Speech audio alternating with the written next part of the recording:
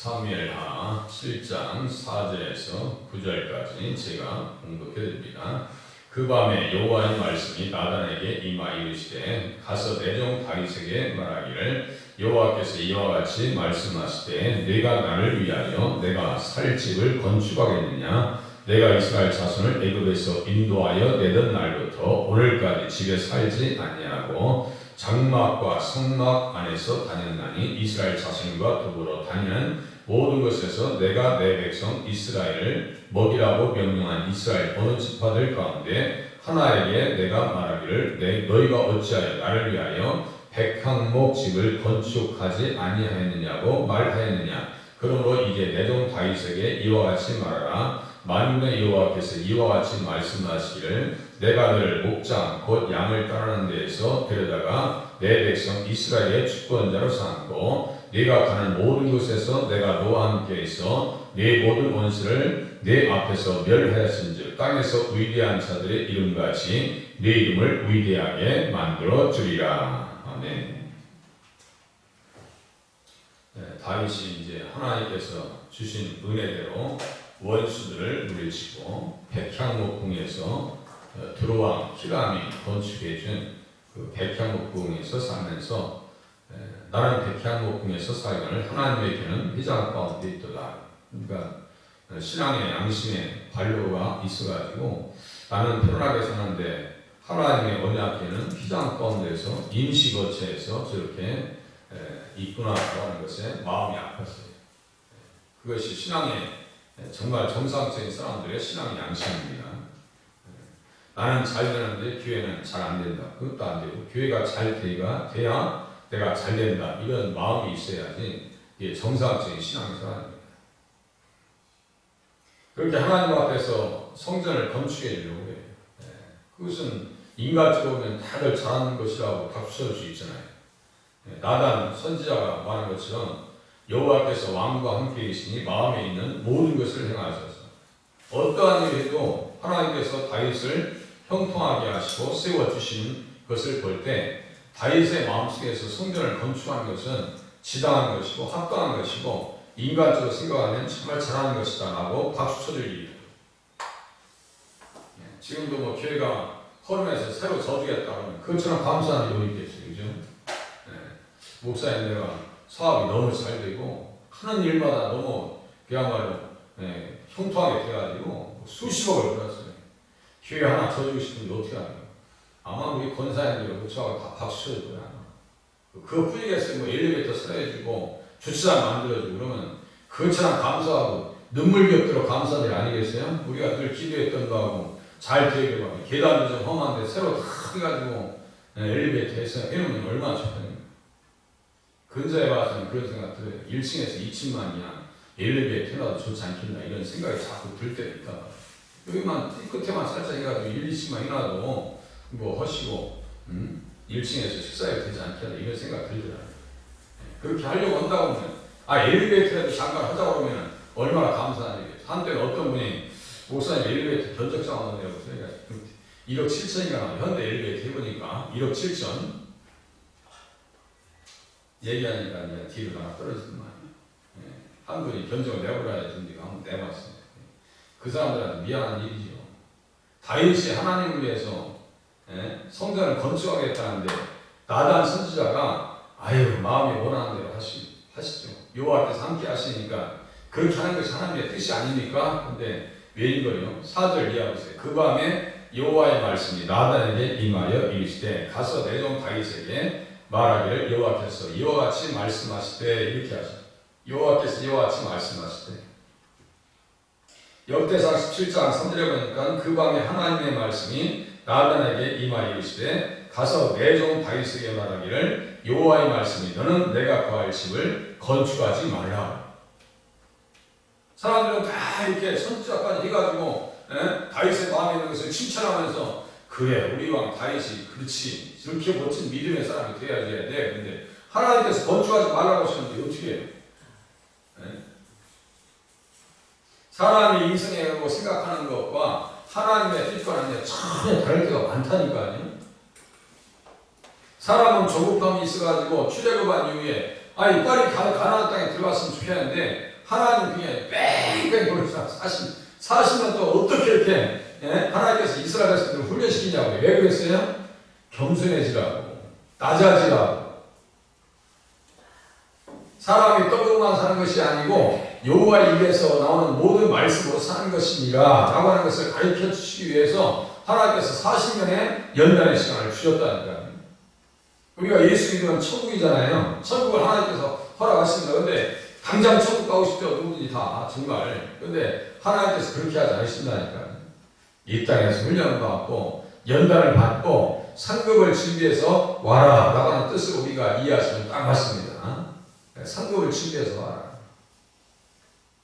다윗의 마음을 하나님께서는 그래서 받으셨어요. 그렇지만 건축을 하지 말라. 왜 그러냐면 역대상 22장 8절에 보니까 너는 피를 심히 많이 흘렸고 크게 전쟁하였느니라.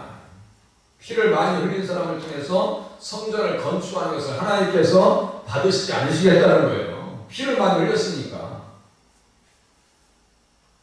그러면 다윗은 하나님 앞에서 삐졌을까요? 시험에 들었을까요? 그게 아니에요. 그게 아니라 솔로몬이 성전을 건축할 수 있도록 모든 배려를 아끼지 않습니다. 이스라엘 백성들 다 모아놓고 예루살렘에 소집하고 어떤 얘기를 하느냐? 역대상 28장 2절에 보니까 다윗 왕이 일어서서 이르되 나의 형제들 나의 백성들아 내 말을 들으라. 나는 여호와의 언약궤 곧 우리 하나님의 발판을 봉헌할 성전을 건축할 마음이 있어서 건축할 재료를 준비하였다. 건축할 재료를 준비하였다. 그동안 전쟁에서 얻은 모든 금은 보화를 가지고 무엇을 하려고요? 하나님의 집을 지으려고 다 준비했대요. 하나님께서 나에게 허락하지 않았으니까 이건 내가 내 마음대로 쓰고 내 사치와 영광을 위해서 그냥 막 성화금을 만들면서 호화 없게 살아야 되겠다. 솔로몬처럼 사는 게 아니에요.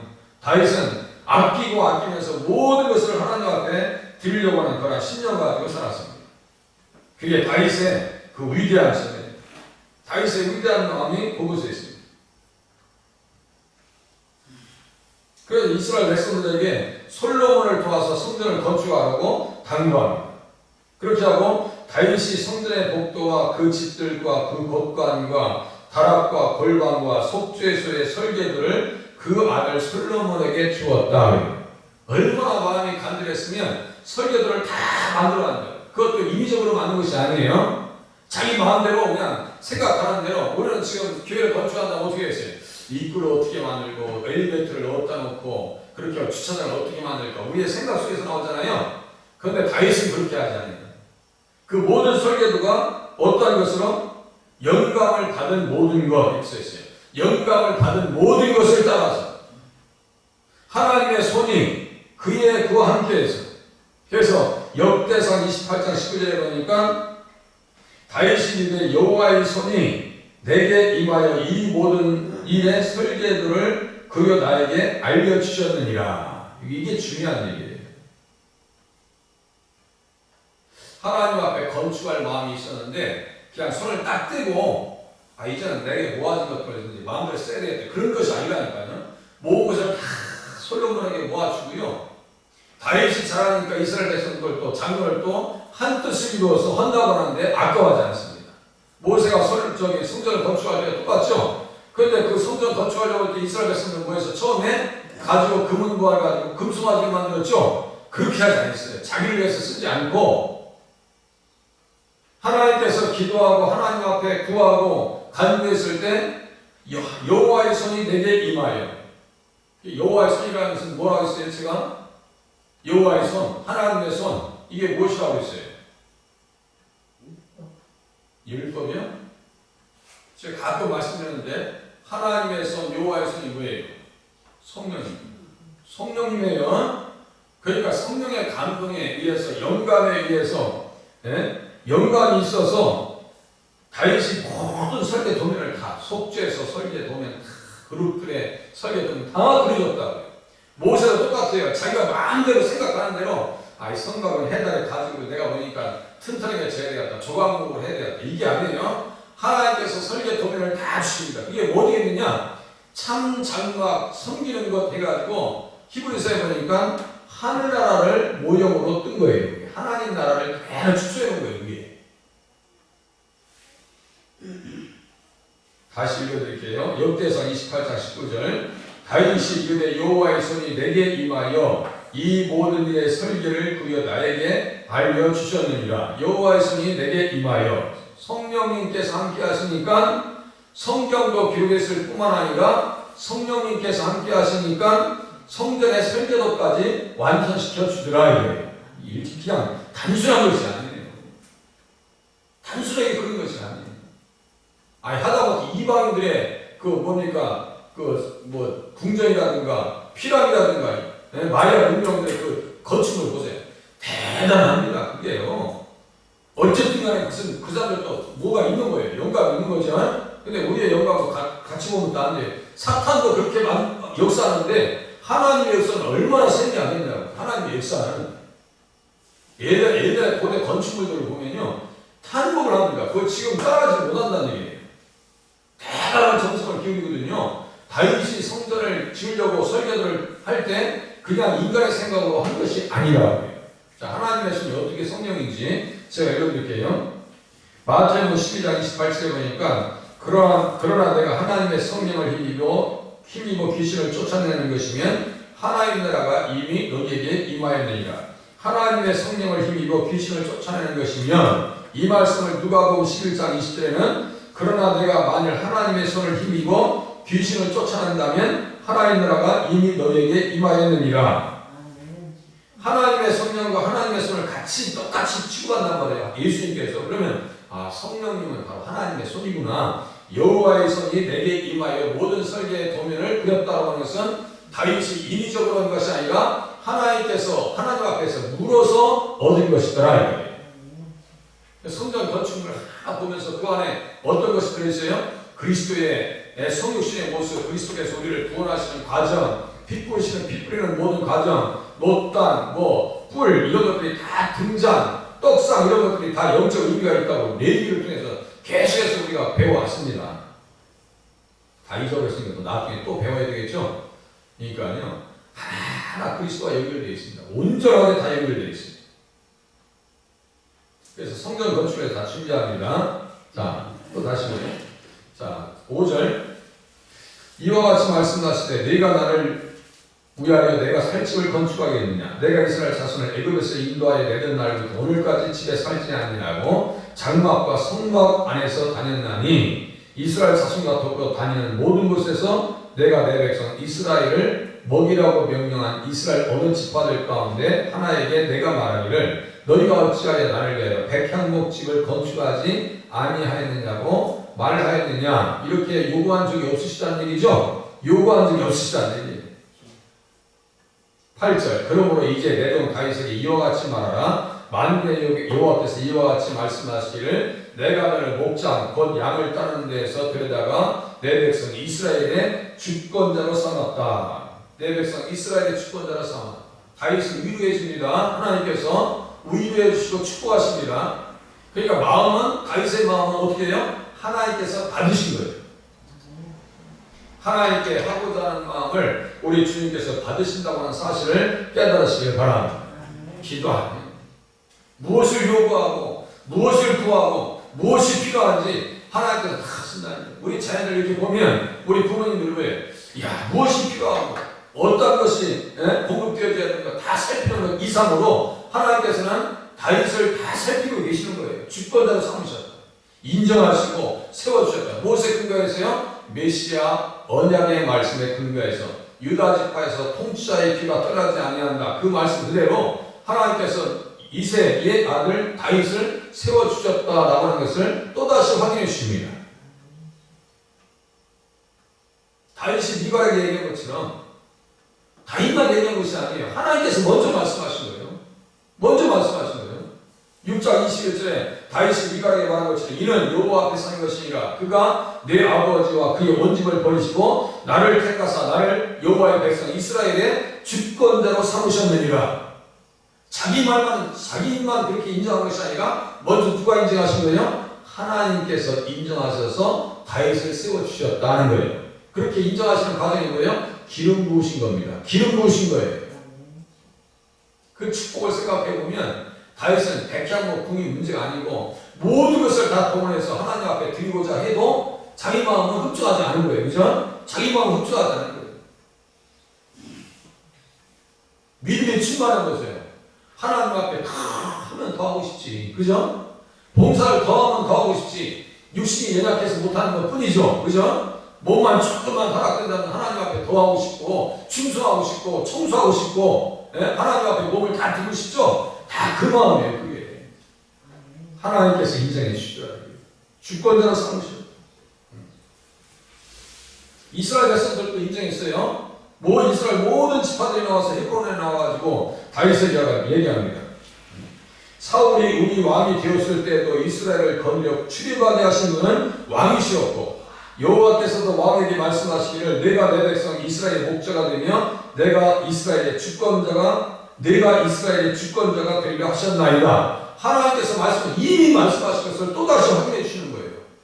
이스라엘 백성들이 다 알고 있다고. 사울이 왕이 되었을 때에도 이스라엘을 건져 출입하게 하신 분이 바로 왕이셨습니다. 왜냐하면 우리 주님께서 여호와께서 왕에게 말씀하시기를 했어요. 이스라엘 백성들도 다 인정했고 자기도 깨닫고 하나님께서도 다시 확증해 줍니다. 6절에 8절이죠. 보세요.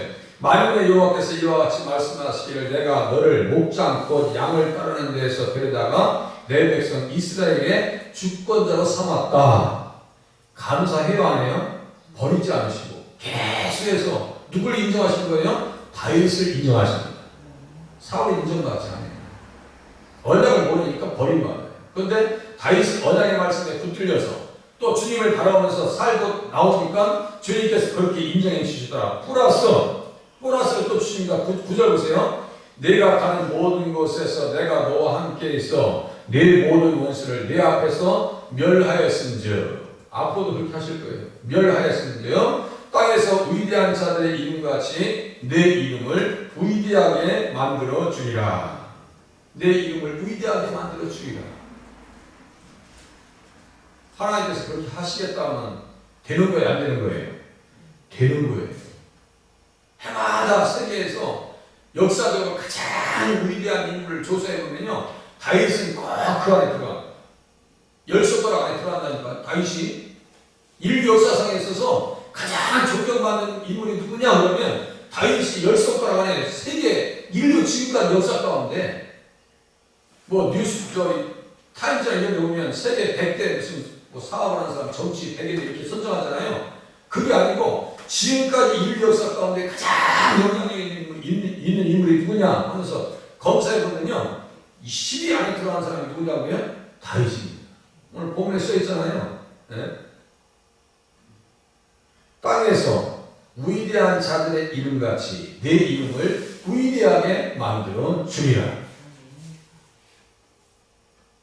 다윗을 모르는 사람은 간첩이 세상에서.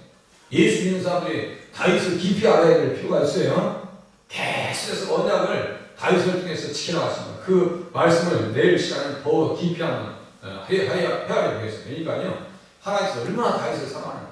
하나님, 나도 그 사랑받는 자리에 나를 세워 주시옵소서. 우리 가정이 사랑받게 하시고 교회가 사랑받기를 원합니다. 기도하시는 새벽이 되시길 바랍니다.